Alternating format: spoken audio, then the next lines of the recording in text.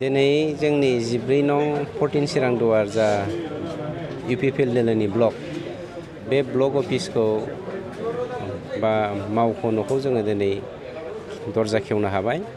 मानोना गोबां बोसोर आं 2002 मायथाइनि 9 डिसेम्बरावहाय चिरां जिल्लायावहाय फैनायनिफ्राय आं बे ब्लक अफिसखौ गोदोसोना थानाय बेफोरबायदि नुबोदोंमोन। गोबां नाजानायनि गेजेरजों बै समनि राजखान्थि दोलोनि नासयनायनि जाहोनाव जोंनि बे इउपिपिएल दोलोनि ब्लक अफिसखौ जोङो मालाबाबो जौगाहोनो हायाखैमोन बा लुफुंखांनो हायाखैमोन।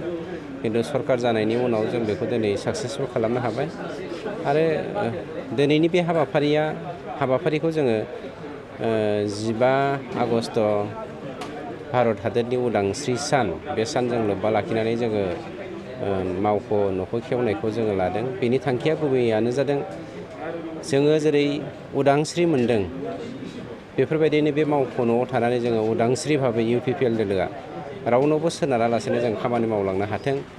बे थांखिजों गोजौनि जोंनि जा सोरगोआरि दावहारु बा रिभलिउसनारि जोंनि आंगोफोरा अख्रां सायाव दंहैयो, सोरगोआव दंहैयो, बिथांमोना जे जोंखौ आशीर्बाद हरथों बे थांखिजोंनो दिनैनि बे हाबाफारिखौ 15 आगस्ट भारत हादरनि उदांस्रि सानजों लोब्बा लाखिनानै मावफुंनाय जादों।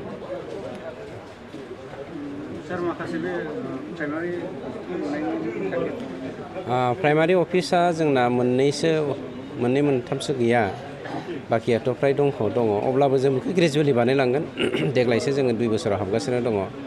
आरो देग्लायनि गेजेरावनो नैबे 22नि गेजेरावनो जोङो मोनफ्रोमबो जिल्लानि मावख' न'फोरखौबो जोङो इउपिपिएल दोलो मावख' न'फोरखौबो जों लुगोन। आरो बेखौ चिफ सारा बा पार्टिनि हाइकामान्डआ जोंखौ अलरेडि अर्डार होखाबाय। ओंखायनो खोब खम समनि गेजेरावनो जोंबो डिस्ट्रिक्ट अफिसफोरखौ आरो लुनो थांगासिनो दङ। प्राइमारि अफिसाव अट'मेटिकलि ग्रेजुवेलि जालांबाय थागोन।